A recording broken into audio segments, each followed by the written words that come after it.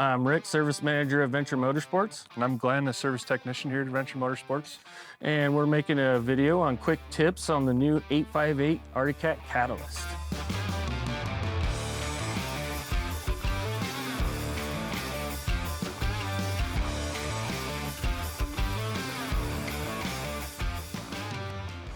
So the things that we've been noticing with springs here is they've been breaking, the stock ones.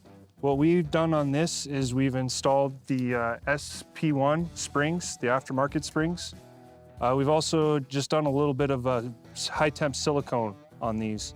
It seems kind of janky, but it does work. That silicone will take out the vibration and help prevent these springs from breaking.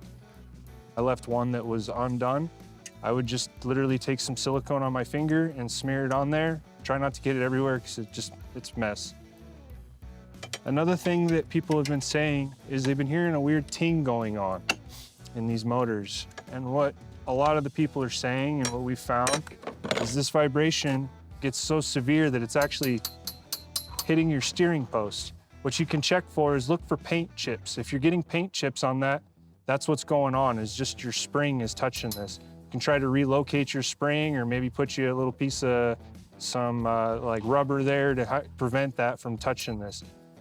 So on these springs, there's a long side and a short side. Our short side is always wanting to go to the header pipe. Our longer side will be going to the silencer. If that's backwards, they do have a tendency to break. I know it sounds weird that springs are directional, but these ones are. Your can springs are non-directional. They're just a normal thing. As we can see here, we don't have a longer side or a shorter side. So you can go ahead and put these any which way you want. These ones are obviously matter. And to note, we do have springs around. We have this spring here and this spring here. I would silicone this one as well. It never hurts to have silicone on them if you question it. Again, all it is a dampener. You get this vibration going so much. Steel doesn't like vibration, so if we can get some dampening in there, it's gonna help prevent those springs from breaking. Again, SP1, and there's a bunch of other manufacturers that's gonna make springs, even ones with covers maybe. If you don't like the way the silicone looks, that is an option. Let's go ahead and talk about our clutches. These are a new clutch. They went from the Team to the Adapt, so they got a whole new clutch system on here. I would really like to iterate that preventative maintenance-wise, these clutches really need to be taken off each year. They should be, this bolt needs to be removed and a puller needs to go in. It needs to be pulled off. Just because over time and corrosion, that tapered shaft on the back gets so tight that we cannot get it off even with the puller. And it can cause a lot of damage, a lot of money trying to get that back off. The best thing you can do is just either have it serviced or pull this off once a year. One of our old timers that was here before, he would tell us that you would put a little anti-seize on that tapered shaft, slide it on, pull it off, and wipe that shaft clean again. Obviously, we don't want a whole bunch of anti-seize on it, but a small little thin layer of oil will help pull this clutch back off.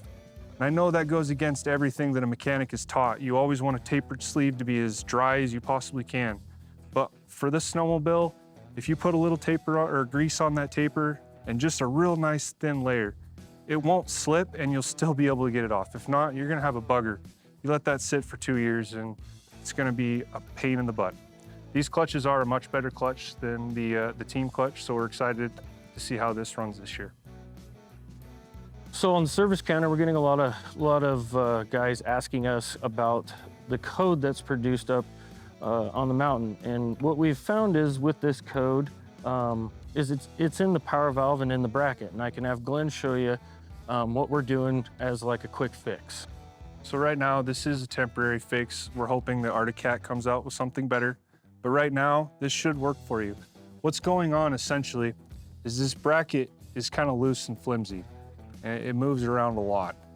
So if you try to push this in, it won't, because you're cocked this way. As this is right now, this unit would throw a code right out of the gate. So all we're doing is I just give her a little tweak, and we're gonna straighten her out. Doesn't take much.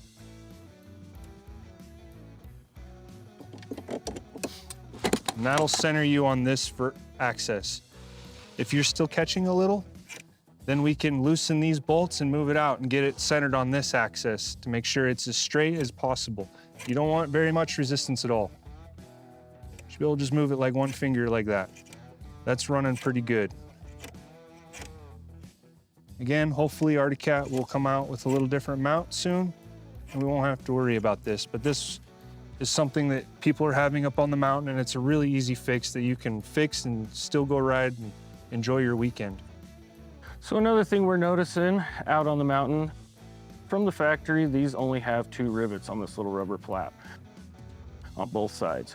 And with that, you can see how easily they come out. Well, when they come out, this cavity will pack full of snow, and that causes a little bit of an issue. We've found a quick fix for this would be drilling these out and adding 2 more, and you can add as many as you want, but we add 2 right here, and it seems to be the way to fix that. And what we're gonna do is have Glenn actually show you how he does this process. So on this side, I've actually already completed it. If we can go ahead and swing around here, and it's very simple. All we've done is just install 2 pins. Just kind of wanted to touch basis of how I would do it. Just because if you run a drill bit through that, you will tear your rubber.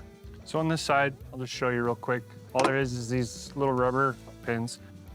And I'm gonna flush cut them flat. If you use a drill bit, you will tear it. A hole punch would work really, really well for that. I just don't have a hole punch right now. So I'm using a high-speed drum bit.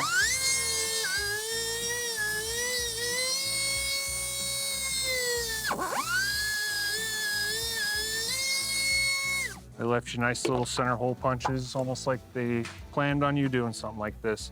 These are the darts. These are the same OEM darts that we're using here.